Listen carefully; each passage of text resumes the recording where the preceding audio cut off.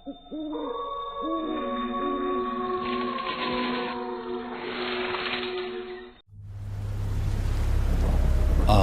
में तेज बिजली चमक रही थी। हर तरफ जमीन पर गिर रही बारिश की बूंदों की तेज आवाज थी। रोनित, तान्या, क्षितिज और प्रिया चारों दोस्त हर वीकेंड की तरह इस वीकेंड में भी अपने एडवेंचर पर निकल पड़े थे। उनका मुंबई से लोनावाला का सफर बस कुछ ही देर में तय होने वाला था। रोड के दोनों तरफ घना जंगल था। रोनित जल्दी से जंगल के एरिया को क्रॉस करने के लिए तेज रफ्तार में गाड़ी आगे बढ़ा रहा था कि जंगल खत्म होने से थोड़ी दूर पहले ही अचानक उसकी गाड़ी बंद पड़ गई। अरे, तुमने अचानक गाड़ी क्यों रोक दी रोनित? अभी तक तो हमने जंगल भी क्रॉस नहीं किया। मैंने गाड़ी रोकी नहीं है, अपने आप ही बंद पड़ गई है। तुम सब रुको, मैं देख कर आता हूँ क्या प्रॉब्लम है। रोनित गाड़ी को चेक करने के लिए गाड़ी से नीचे उतरा तो उसने देखा कि गाड़ी की इंजन की वायर पूरी तरह से जल चुकी है। उसने ये बात अपने सभी दोस्तों को बताई। अरे यार, इस गाड़ी को भी अभी खराब होना था। अब आधी रात को तो कोई मैकेनिक भी यहाँ नहीं मिलने वाला। गाइस, मुझे तो कार में बैठे बैठे बहुत घुटन हो रही है। प्लीज चलो ना, थोड़ी देर बाहर चलते हैं। चलो ठीक है। वैसे भी जंगल का एरिया ऑलमोस्ट खत्म हो चुका है, तो कोई खतरा भी नहीं है।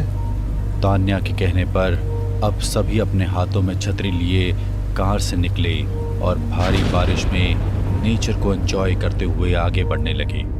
इस गाड़ी को भी आज ही खराब होना था। मुझे तो यहाँ आसपास कोई होटल भी नजर नहीं आ रहा। समझ नहीं आ रहा हम पूरी रात आखिर बिताएंगे कहाँ।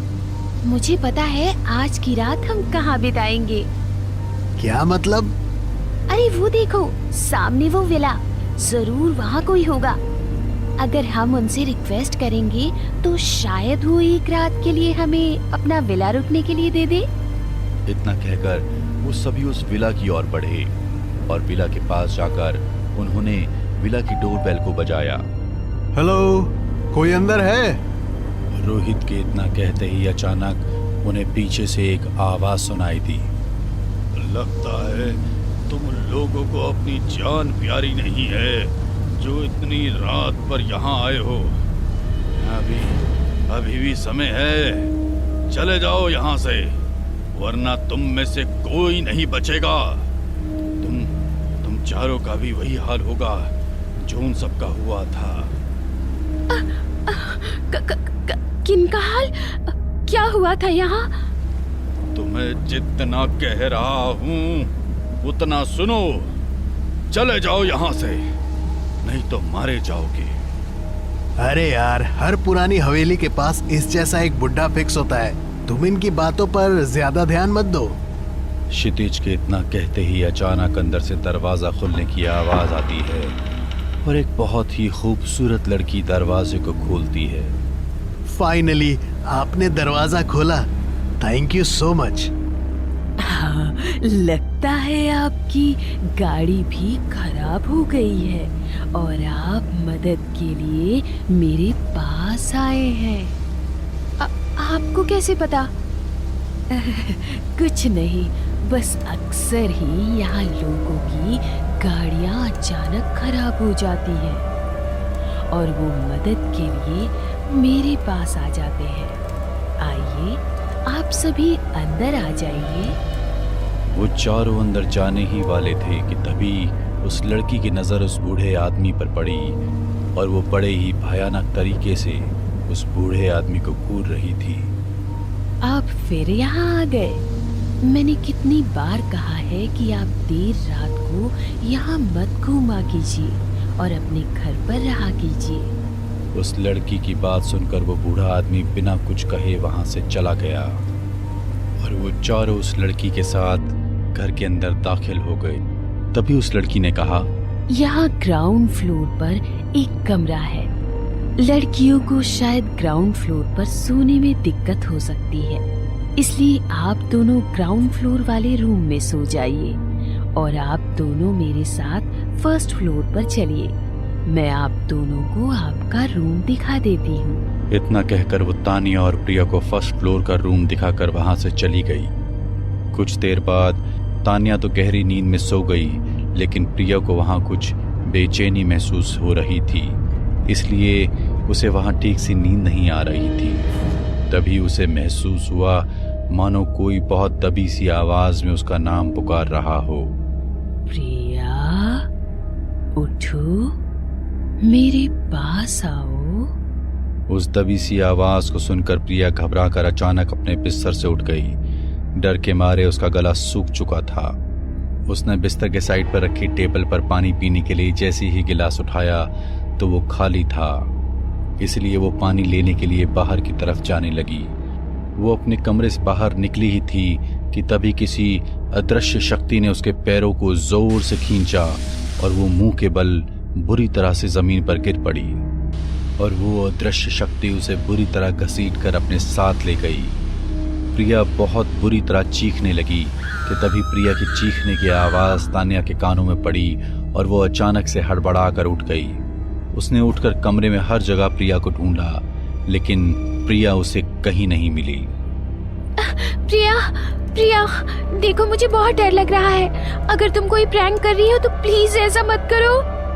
तान्या के इतने कहते ही उसे रूम के वॉशरूम से प्रिया की आवाज सुनाई दी। तान्या, तान्या प्लीज मेरी मदद करो, ये मुझे मार डालेगी मुझे, प्लीज मुझे बचा लो। ये तो प्रिया की आवाज है, लेकिन मैंने जब अभी वॉशरूम में चेक किया तो प्रिया तो वहाँ थी ही नहीं। तो फिर ये वॉशरूम में किसकी आवाज आ रही है? तान्या प्लीज मेरी मदद करो, बचाओ मुझे। ये मेरा कोई वहम नहीं है, लगता है प्रिया सच में वॉशरूम में ही है। उस आवाज को सुनकर तान्या वॉशरूम की ओर बढ़ने लगी। उसने जैसे ही वॉशरूम का दरवाजा खोला तो उसकी आंखों के सामने प्रिया अपने सर को अपने पैरों में दबाए हुए रो रही थी। प्रिया, क्या हुआ तुम्हें? तुम रो क्यों रही हो? इतना कहकर तान्या ने प्रिया के कंधे पर अपना हाथ रखा तो प्रिया ने अचानक अपना चेहरा ऊपर किया। उसका चेहरा बुरी तरह सफेद पड़ चुका था और उसकी आंखों का रंग भयानक लाल किसी राक्षस की तरह लग रहा था। उसे इस तरह देखकर तान्या बहुत बुरी तरह घबरा गई और वहां से भागने की कोशिश करने लगी। तभी प्रिया ने उसके पैरों को कसकर अपने हाथों में जकड़ लिया और तान्या बुरी तरह अपने लड़खड़ाते हुए कदमों से जमीन पर गिर पड़ी। तुम ये क्या कर रही हो प्रिया? ये तुम्हें क्या हो गया है? प्लीज जाने दो मुझे। प्रिया के सामने हाथ जोड़कर तान्या उसे खुद को छोड़ने की रिक्वेस्ट करने लगी कि तभी प्रिया ने अपने ही हाथों से अपनी गर्दन को बुरी तरह मरोड़ दिया और अपनी गर्दन को अपने शरीर से अलग कर दिया और अपनी गर्दन को अपने हाथों में पकड़ी हुई वो बड़े ही भयानक तरीके से मुस्कुराने लगी।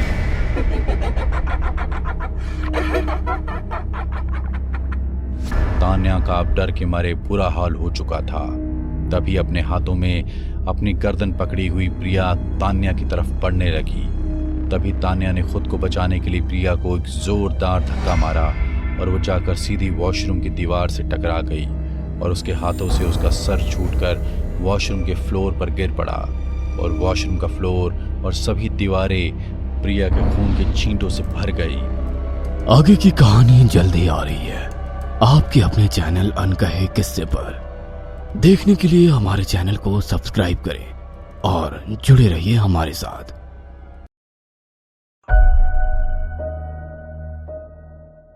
करीब 5 साल पहले की बात है। एक बेहद ही खुशहाल परिवार था।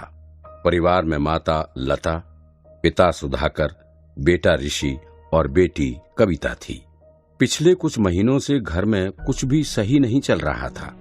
ऋषि और कविता के मम्मी पापा के बीच हमेशा झगड़े हुआ करते थे। बच्चे भी अब बड़े हो गए थे और माँ बाप के झगड़ों को समझने लगे थे। उन्हें समझ में आ चुका था कि उनके माँ बाप के बीच कोई तीसरा व्यक्ति आ चुका है, जिसकी वजह से ये सब लड़ाइयां हो रही हैं। बच्चे अपने मम्मी पापा को पास लाने के लिए कोशिश करने लगे। कभी अपनी मम्मी के फोन से पापा के फोन पर मिस कॉल या मैसेज कर देना, कभी एक साथ पार्क जाने की जिद करना। फिर एक दिन ऋषि और कविता आपस में बात कर रहे थे। ये मिस कॉल या पार्क जाना तो काम ही नहीं कर रहा। अब हम क्या करें कि हमारे मम्मी पापा एक दूसरे को और टाइम दे सके, बात कर सके। हम कहीं दूर घूमने जाने का प्लान बनाते हैं। ताकि वहाँ ज्यादा वक्त एक साथ रह पाएंगे। उन्होंने राजस्थान जाने का प्लान बनाया। दोनों मम्मी पापा के पास गए। मम्मी पापा, हम दोनों की स्कूल की छुट्टियां चल रही है और हम राजस्थान घूमने जाना चाहते हैं। मैं कहीं नहीं जाऊंगी, तुम दोनों अपने पापा के साथ चले जाओ। मम्मी चलो ना, आप हमेशा मना करते रहते हो। Please mummy. पापा प्लीज, मम्मी को मनाओ ना, आप ऐसा मत करो प्लीज। आप एक बार तो हम दोनों की बात मान लो। ठीक है बेटा, हम जाएंगे, लेकिन अभी नहीं। हम सभी 10 दिन बाद जाएंगे। अभी कुछ दिन मुझे बहुत जरूरी काम है। मैं तो बहुत खुश हूँ। अब हम पूरा राजस्थान मजे से घूमेंगे। मम्मी, हम 2 या 3 दिन के लिए घूमने नहीं जाएंगे, बल्कि हम पूरे 10 दिन के लिए राजस्थान घूमने जाएंगे। ठीक है ना? मम्मी, आपने वादा किया है, तोड़ना मत। हम अपने साथ तुम्हारे छोटे चाचा अनिल को भी ले जाएंगे। वो राजस्थान घूम चुके हैं और वो हमें अच्छे से गाइड भी कर देंगे। ठीक है ना बच्चों? हाँ मम्मी, एकदम ठीक है। 10 दिन बाद यात्रा वाले दिन वो सब राजस्थान के प्रमुख पर्यटन स्थल जैसे कि हवा महल, आमेर किला, नाहरगढ़ किला, सिटी पैलेस, बिरला मंदिर आदि जगह घूमे। वो काफी जगह फोटोज भी खींचते हैं। मम्मी, मैंने सुना है राजस्थान का भानगढ़ किला काफी फेमस है। मम्मी चलो ना, एक बार वहाँ चलते हैं, बहुत मजा आएगा। इसकी कहानी भी काफी इंटरेस्टिंग है। वैसे हमें एक बार देखना चाहिए, है ना? भूतों वाली जगह। ऐसा कुछ भी नहीं होता है, ये सब कहावतें हैं। भूत वूत जैसी कोई चीज नहीं होती है। मैं भी वहाँ जाना चाहता हूँ और अपने दोस्तों को भी बताऊंगा कि मैं भानगढ़ गया था। नहीं, हम वहाँ बिल्कुल भी नहीं जाएंगे।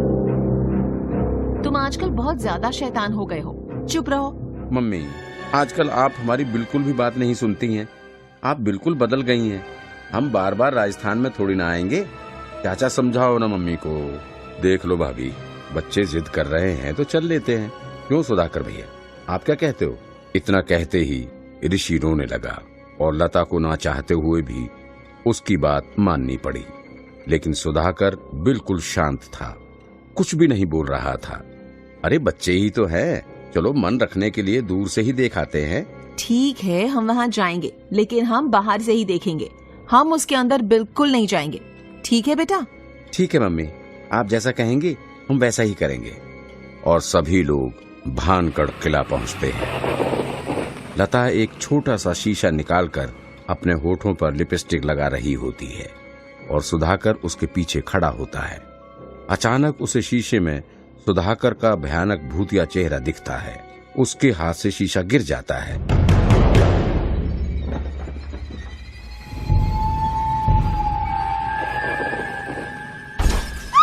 और वो जोर से चीख मारती है। पीछे मुड़कर देखती है तो कोई नहीं होता। क्या हुआ? कुछ नहीं, कुछ नहीं। अच्छा, ये किला देखने में तो काफी अच्छा है। इसका इतिहास काफी पुराना है और काफी भूतिया भी है। ये जगह अरे चाचा, आप हमें डराने की कोशिश मत करिए। हम नहीं डरने वाले, हम मॉडर्न जमाने के बच्चे हैं। हाँ। ये जगह देखने में काफी डरावनी लग रही है। मुझे तो कुछ गड़बड़ लगती है। चलो यहाँ से प्लीज। क्यों, अब क्या हुआ कविता? इतनी जल्दी चलो कैसे कह रही हो? बेटा, शाम के 4:30 बज चुके हैं और अब दरवाजा बंद होने वाला है। चलो, अब देख लिया ना किला, अब चलते हैं घर। पापा, आप भी कुछ बोलो। क्या हुआ? आपको मजा नहीं आ रहा है क्या? आप जब से आए हैं बिल्कुल शांत। सुधाकर चुप रहता है। मम्मी, मुझे भेलपूरी खानी है। ठीक है, चलो लेते हैं। सभी का ध्यान भेलपूरी वाले अंकल की तरफ था। तभी मौका देखकर ऋषि किले के अंदर घुस जाता है और उस समय 5 बजने वाले थे।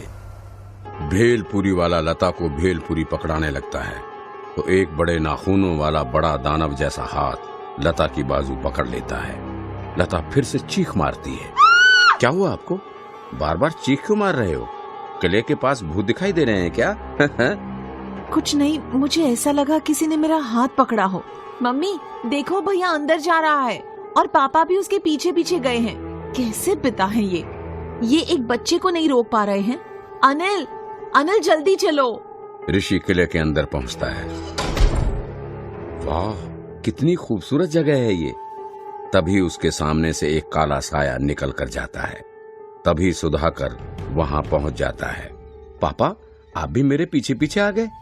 बेटा, बेटा बेटा बेटा बेटा बेटा बेटा बेटा।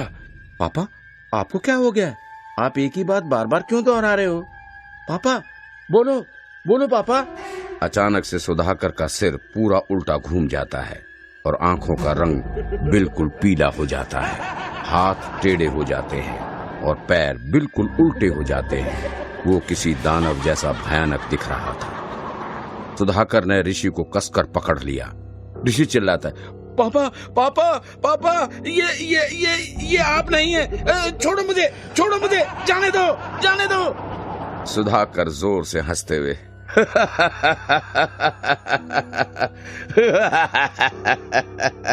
मेरे साथ चलो, ये दुनिया बहुत बुरी है। सभी लोग वहां के वॉचमैन के साथ पहुंचते हैं। सुधाकर, ये तुम्हें क्या हो गया है? तुम अपने बेटे के साथ ऐसा नहीं कर सकते, छोड़ दो उसे, मैं कहता हूं छोड़ो उसे। कविता को भी वहां काला साया दिखाई देता है। वो ये सब देखकर बेहोश हो जाती है और वॉचमैन डर के मारे भाग जाता है। छोड़ दो मेरे बेटे को, तुम एक बुरे पिता हो। मम्मी ऐसा मत कहो, पापा हमेशा से अच्छे थे, लेकिन आप ही उनकी बात नहीं सुना करती थी। सुधाकर को गुस्सा आता है और वो वहां पर पड़ी हुई एक नुकीली लकड़ी को लता की तरफ अपनी अदृश्य शक्ति की मदद से फेंकता है, लेकिन बीच में अनिल आ जाता है और वो नुकीली लकड़ी उसके सीने के आर पार हो जाती है। नहीं। वो भी बेहोश हो जाती है। ऋषि रोते हुए, पापा पापा, मैं आपसे बहुत प्यार करता हूँ, लेकिन आपके साथ नहीं आ सकता। आप प्लीज मुझे छोड़ दीजिए, आप मुझे छोड़ दीजिए। ऋषि को वहाँ पर कई सारी आत्माएं दिखती हैं। वो डर के मारे चिल्लाने लगता है, लेकिन उसके पिताजी उन सभी आत्माओं से उनको बचाते हैं और सुधाकर उन सभी आत्माओं के साथ आसमान में कहीं गायब हो जाता है। थोड़ी देर बाद वहाँ कुछ लोग पहुँचते हैं और उन सभी को वहाँ से निकालते हैं, और जब वो अपने घर पहुँचते हैं तो वहाँ पुलिस को पाते हैं। सुधाकर ने पास के एक कुएं में कूदकर अपनी जान दे दी है। हमें इसी सिलसिले में आपके घर की छानबीन करनी है। नहीं, ऐसा नहीं हो सकता, आप झूठ बोल रहे हो। वो तो हमारे साथ घूमने गए थे। ये देखिए, मैं आपको फोन में उनकी फोटोज दिखाता हूँ। ऋषि फोन में फोटोज देखता है तो उसके पैरों तले जमीन खिसक जाती है। फोटोज में सुधाकर नहीं होता। सर देखिए, अलमारी में एक चिट्ठी पड़ी है, देखने में तो सुसाइड नोट लगता है। पर सर ये तो बताइए, हुआ क्या है, किया क्या है हमने? चिट्ठी में लिखा हुआ था, मैं अपनी बीवी से बहुत प्यार करता था, लेकिन उसने मुझे धोखा दिया। उसने कभी भी मुझे अपना नहीं समझा और मेरे छोटे भाई अनिल से हमेशा संबंध बनाए रखे। मैंने उसे बहुत समझाने की कोशिश की, लेकिन वो मुझे अपनी जिंदगी से निकाल चुकी थी। शादी के 8 साल बाद से उसका संबंध मेरे भाई से था। मैं अब खुद को और नहीं रोक सकता और अब इस दुनिया को अलविदा कह रहा हूँ। सुधाकर। सब लोग हैरान हो गए क्योंकि सुधाकर उन सबके राजस्थान जाने से एक दिन पहले ही मर चुका था। उनके साथ सुधाकर नहीं बल्कि उसकी आत्मा थी। लता अपने गलत कर्मों का नतीजा भुगत रही होती है।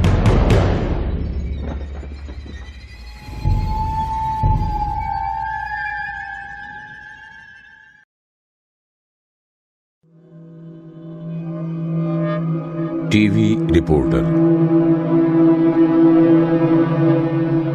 ये कहानी है तारा की, जो कि एक टीवी रिपोर्टर है, जिसके साथ हुए कुछ अविश्वसनीय किस्से इस कहानी में दर्शाए गए हैं। न्यूज चैनल की टीआरपी लगातार नीचे गिरती जा रही थी और इसीलिए वहां के सभी कोऑर्डिनेटर ने मिलकर ये सोचा कि कुछ नया प्रोग्राम लाया जाए। सर, क्यों ना हम कोई रोमांटिक स्टोरीज कवर करके अपने चैनल पर चलाएं, या किसी मसालेदार सास बहू की खिटपिट जैसा कुछ? नहीं, हमें ऐसा कुछ चाहिए जिसे और कोई न्यूज चैनल ना चला रहा हो। तो सर फिर हम हॉरर कंटेंट से अपने चैनल की टीआरपी को फिर से ऊपर लेकर जा सकते हैं। ग्रेट, तो जल्दी से किसी अच्छे रिपोर्टर को लगा दो इस प्रोजेक्ट पर। जी सर। तारा जब शाम के वक्त कॉफी पी रही थी तब उसे एक सीनियर एंकर ने कहा कि उसे एक हॉरर स्टोरी कवर करने के लिए रात के समय जाना है। तो तुम अपना काम समझ गई ना तारा? तुम्हें वहाँ पर जाकर रिपोर्टिंग करनी है। पूरी टीम को तुम ही लीड कर रही होगी। सुना है थोड़ी भूतिया जगह है, लेकिन हमें उससे 1 किलोमीटर आगे शूटिंग करनी है। डोंट वरी सर, मैं भूतों से वैसे भी नहीं डरती। और आपने कहा तो है कि हम उस लोकेशन से 1 किलोमीटर दूर शूट करेंगे। तारा अपनी टीम के साथ शूटिंग वाली लोकेशन पर पहुंच जाती है। अरे मैडम, ये जगह तो काफी डरावनी लग रही है। डरो मत रवि, ये जगह ओरिजिनल लोकेशन से 1 किलोमीटर दूर है। ये सड़क बिल्कुल सेफ है, लेकिन 1 किलोमीटर कुछ ज्यादा दूर नहीं होता है मैडम। हो सकता है यहाँ पर भी कुछ खतरनाक हो जाए।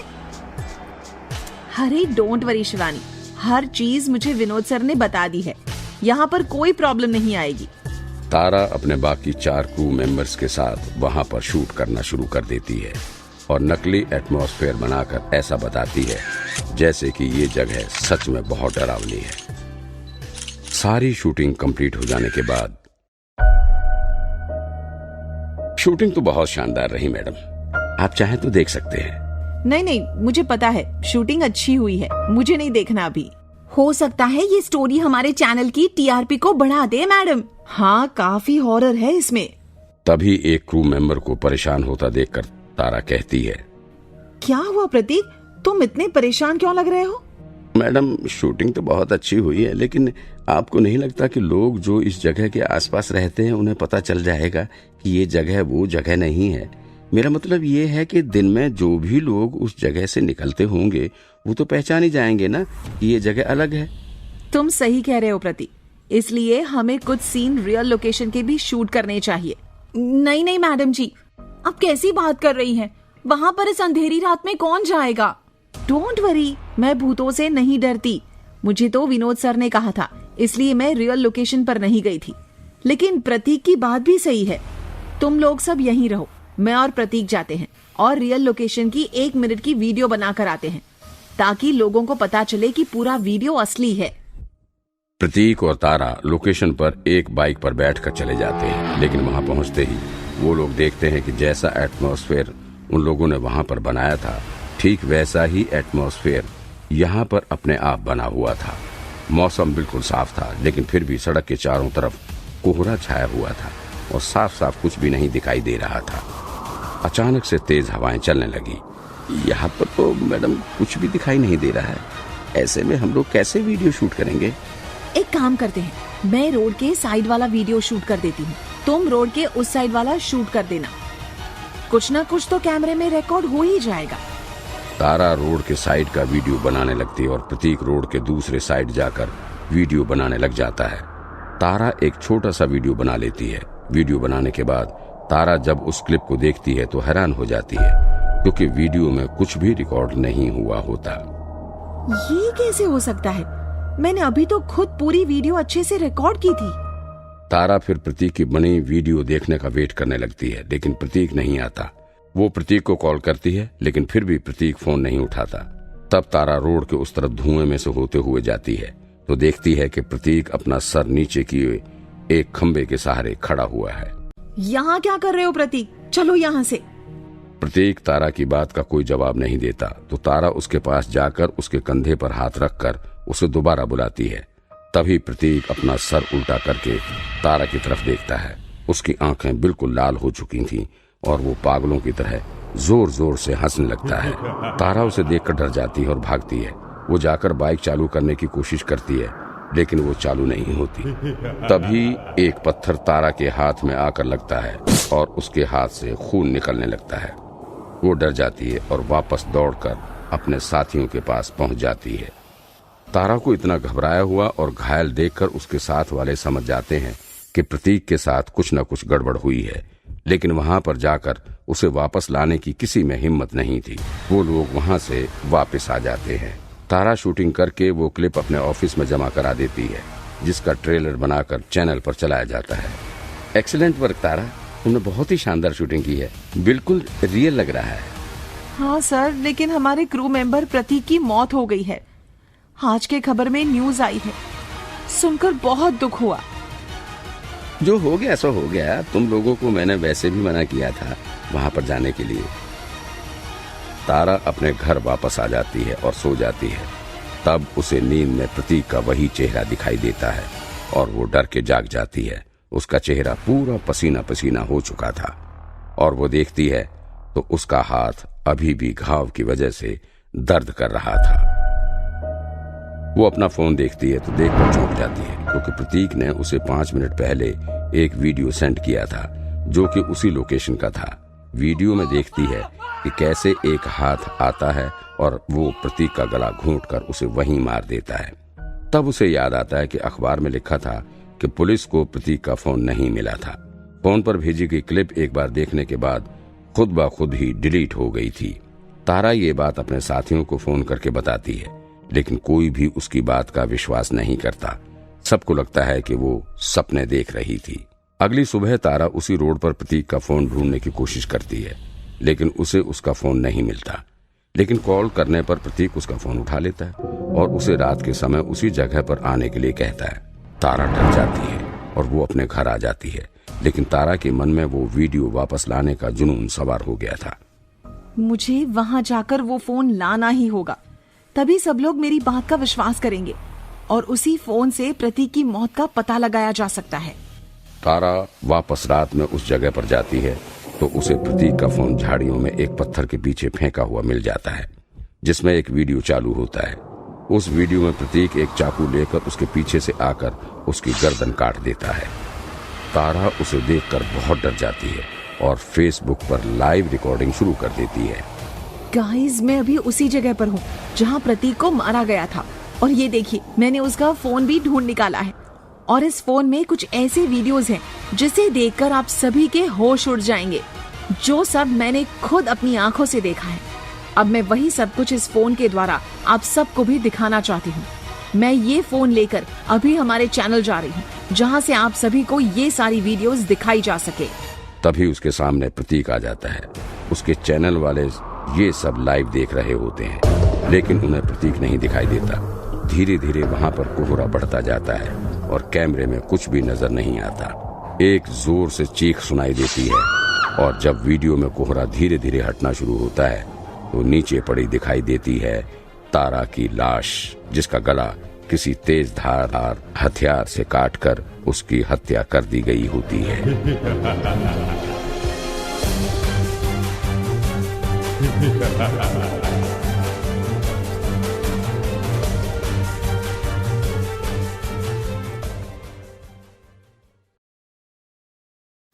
Delivery boy.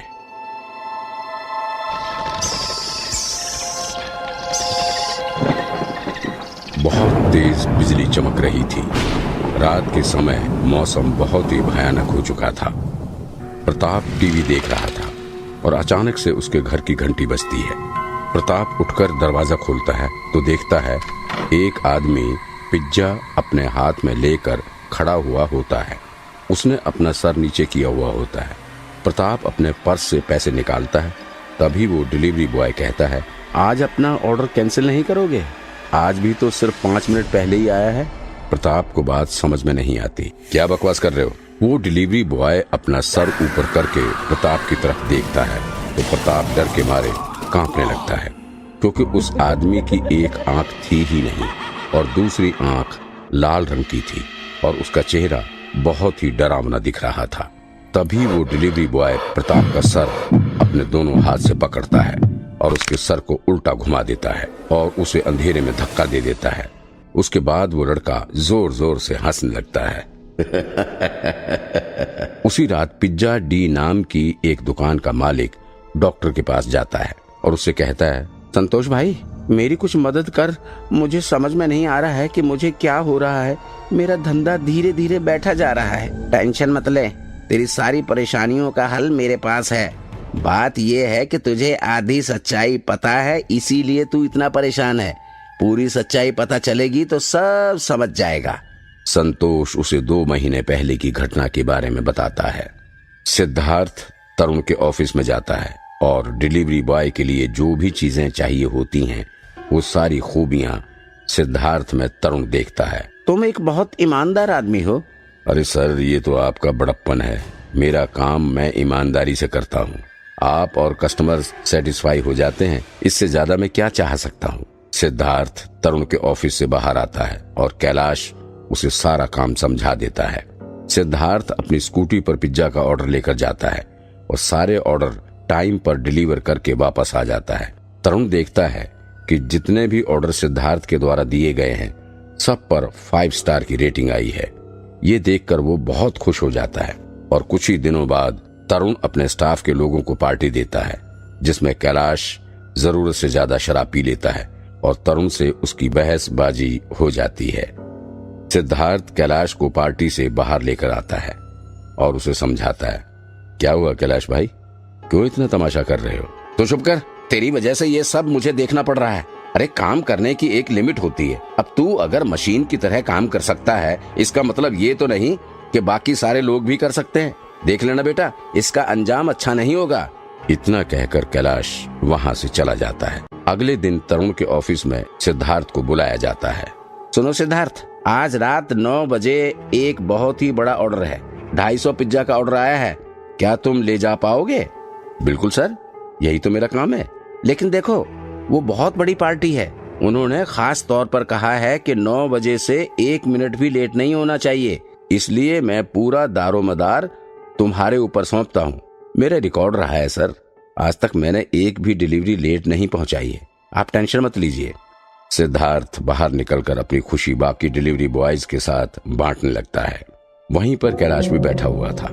एक डिलीवरी बॉय सिद्धार्थ से पूछता है, कौन सी गाड़ी ले जा रहे हो? सर ने कहा है कि वैन ले जाना। सिद्धार्थ को उस दिन और कोई ऑर्डर नहीं देना था। वो बस 9 बजे वाले ऑर्डर का इंतजार कर रहा था। वो 7 बजे निकल भी जाता है, लेकिन आधे रास्ते में ही उसकी गाड़ी की पूरी हवा निकल जाती है। वो शीशे में देखता है तो उसे ऐसे लगता है जैसे कोई गाड़ी के बाहर खड़ा है। वो जैसे ही पीछे मुड़कर देखता है तो वहां कोई नहीं होता। तभी उसके शीशे पर अचानक से एक हाथ आता है और गायब हो जाता है। सिद्धार्थ गाड़ी से बाहर आकर देखता है तो उसे विश्वास नहीं होता कि वहां तो दूर दूर तक कोई भी नहीं है। वो पीछे स्टेपनी देखता है, लेकिन हैरानी की बात थी कि डिक्की में कोई भी स्टेपनी नहीं रखी हुई थी। अरे, स्टेपनी तो मैंने अपने हाथों से रखी थी, फिर कहाँ चली गई? वो वहां पर किसी गाड़ी का इंतजार करने लगता है, लेकिन वो रास्ता बहुत कम इस्तेमाल होता था, इसीलिए वहां पर कोई भी बड़ी गाड़ी नहीं निकल रही थी। तभी एक गाड़ी वहां से निकली और सिद्धार्थ के पास आकर रुक गई। अरे सिद्धार्थ भाई, यहाँ क्या कर रहे हो? अरे कीर्तन भाई, बहुत अच्छा हुआ तुम सही समय पर आ गए। मुझे ये पिज्जा की डिलीवरी करनी है और मेरी वैन पंचर हो गई है, थोड़ी मदद कर दोगे? अरे तुम्हारे जैसे भले आदमी की मदद नहीं करूंगा तो किसकी मदद करूंगा? आ जाओ। कीर्तन सिद्धार्थ को लिफ्ट दे देता है और वो 8:30 बजे पर अपनी डेस्टिनेशन पर पहुंच जाता है। लेकिन उसे जहां ऑर्डर देने जाना था वो 10वीं मंजिल पर था।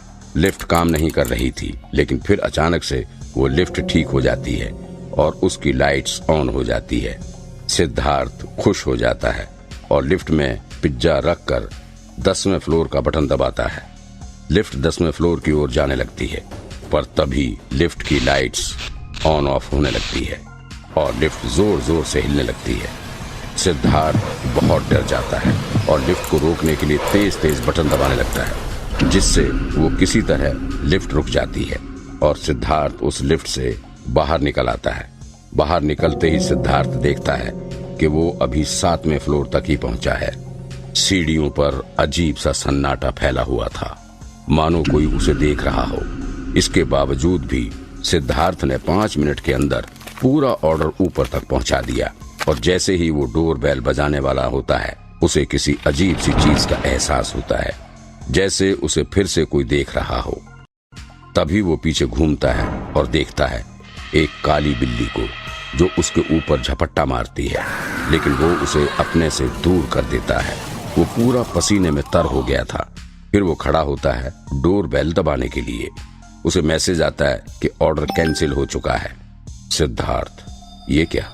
ये तो बड़ी गलत बात है सिद्धार्थ इतना कहकर डोर बेल बजाता है। प्रताप दरवाजा खोलता है। सर, आपका ऑर्डर आ चुका है। मैंने उसे कैंसिल कर दिया है क्योंकि आप लेट हैं। देखिए सर, आप अभी भी घड़ी में टाइम मिला लीजिए, 2 मिनट बाकी हैं 9 बजने में। देखो भाई, अचानक से मेरे बॉस को हार्ट अटैक आ गया और जो पार्टी शुरू होनी थी वो अब नहीं हो रही है, इसीलिए मैं ये ऑर्डर नहीं ले सकता। तो ठीक है, आप इस बारे में मेरे मैनेजर से बात कर लीजिए। मेरा दिमाग मत खराब करो, मेरा पूरा काम बिगड़ गया। ले जाओ अपना पिज्जा, मैंने पिज्जा कैंसिल कर दिया है। वो दरवाजा बंद कर देता है। सिद्धार्थ कई बार दरवाजे की घंटी बजाता है, लेकिन प्रताप नहीं खोलता। सिद्धार्थ सारा ऑर्डर लेकर वापस आ जाता है तो उसे संतोष की काफी खरी खोटी सुनने को मिलती है। तुम वहां देर से पहुंचे, सब बर्बाद। सिद्धार्थ उसे पूरी बात बता देता है, लेकिन संतोष उसकी एक नहीं सुनता। संतोष गुस्से में आकर सिद्धार्थ को नौकरी से निकाल देता है। तेज बारिश में सिद्धार्थ गुमसुम सा बैठा हुआ था। तभी पीछे से आवाज आती है, बुरा लग रहा है सिद्धार्थ? वो कैलाश था। लग ही रहा होगा। अब पता चला कैसा लगता है बॉस की डांट खाकर। मैंने तुम्हें सबक सिखाने के लिए वैन से स्टेपनी निकाल दी थी और हवा भी मैंने ही निकाली थी। सिद्धार्थ कैलाश की ये बात सुनता है तो गुस्से में आकर कैलाश से लड़ने लगता है। तूने मेरी नौकरी छीनी है, मैं तुझे छोड़ूंगा नहीं। दोनों के बीच सड़क पर तेज बारिश में बहुत भयानक हाथापाई होने लगती है। तभी एक कार वहां से आती है और सिद्धार्थ को टक्कर मारते हुए निकल जाती है। कैलाश वहां से हंसता हुआ चला जाता है। तभी थोड़ी देर बाद कीर्तन वहां से निकलता है और वो सिद्धार्थ को जख्मी हालत में देखता है तो उसे हॉस्पिटल ले जाता है, जहां पर उसकी मौत हो जाती है। आज की तारीख। ये क्या, कुछ भी अनाप शनाप बकते जा रहा है।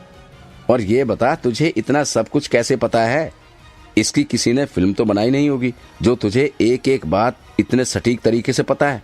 तभी संतोष हंसने लगता है। वो अपनी आंखें खोलता है जो पूरी तरह लाल थी, लेकिन तरुण उस पर गौर नहीं करता। तुमने अगर मेरी पूरी बात सुन ली होती तरुण, तो तुम मेरी बात नहीं कहते। पहले मेरी पूरी कहानी तो सुन लो। संतोष फिर से बताना शुरू करता है कि मौत के बाद क्या हुआ था। डॉक्टर साहब, ये बच तो जाएगा ना? देखिए, हम लोग पूरी कोशिश करेंगे इन्हें बचाने की, लेकिन हर चीज हमारे बस में नहीं होती। लेकिन सिद्धार्थ की मौत हो जाती है। कीर्तन निराश होकर अपनी कार लेकर वहां से जाने लगता है। तभी वो देखता है कि उसकी गाड़ी में पीछे सिद्धार्थ बैठा हुआ है। कीर्तन कार रोक देता है और सिद्धार्थ उसे शुक्रिया कहते हुए गायब हो जाता है। कीर्तन को कुछ भी समझ में नहीं आता। कैलाश शराब पीकर सड़क के किनारे बैठा हुआ था और बड़बड़ाते जा रहा था। जिंदगी बद से बदतर हो चुकी है। तरुण ने नौकरी से निकाल दिया। अब मैं कहाँ जाऊं, कुछ पता नहीं। तभी उसके कंधे पर एक हाथ आता है और उससे एक आदमी कहता है, तुम सिद्धार्थ के पास क्यों नहीं चले जाते? कैलाश बिना पीछे मुड़कर कहता है, उसके पीछे कहाँ चला जाऊं, भगवान के पास। तभी वो आदमी कहता है, नहीं, सिद्धार्थ भगवान के पास नहीं गया है, वो यहीं भटक रहा है। जब तक वो अपना बदला पूरा नहीं ले लेता, यहीं भटकेगा। कैलाश पीछे मुड़कर देखता है तो उसकी आंखें फटी की फटी रह जाती हैं। उसके पीछे सिद्धार्थ खड़ा हुआ था, जो कि बहुत भयानक दिख रहा था। कैलाश चिल्लाते हुए, नहीं नहीं नहीं नहीं नहीं नहीं, तुम तो मर चुके हो, तुम यहाँ कैसे? मैं अपना बदला लेने के लिए आया हूँ। कैलाश सिद्धार्थ से दूर भागता है और भागते भागते सड़क पर आ जाता है।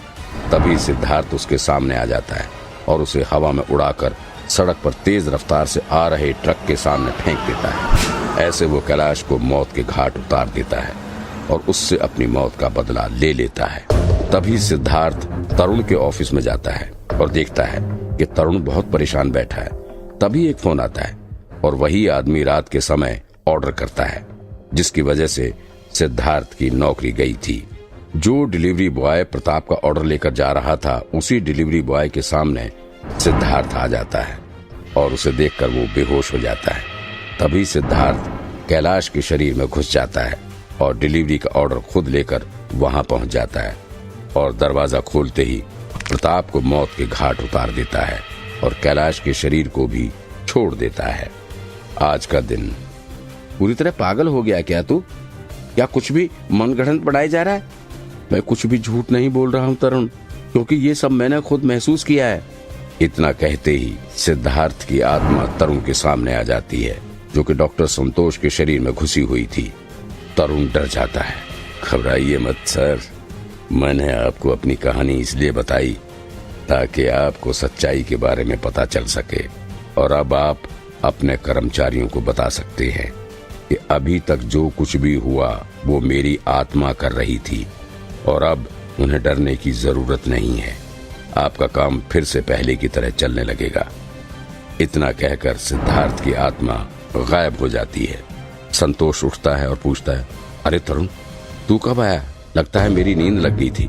नहीं भाई, नींद तो मेरी लगी थी, लेकिन अब मैं जाग गया हूँ। इतना कह के तरुण वहां से चला जाता है।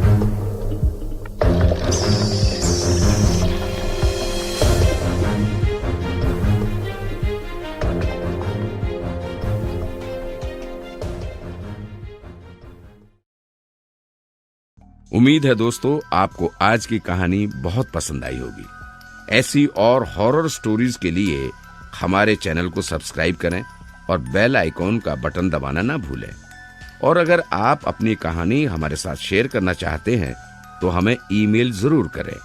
हमारी ईमेल आईडी नीचे डिस्क्रिप्शन बॉक्स में दी गई है। और हाँ, वीडियो को लाइक और शेयर करना ना भूलें। Thank you.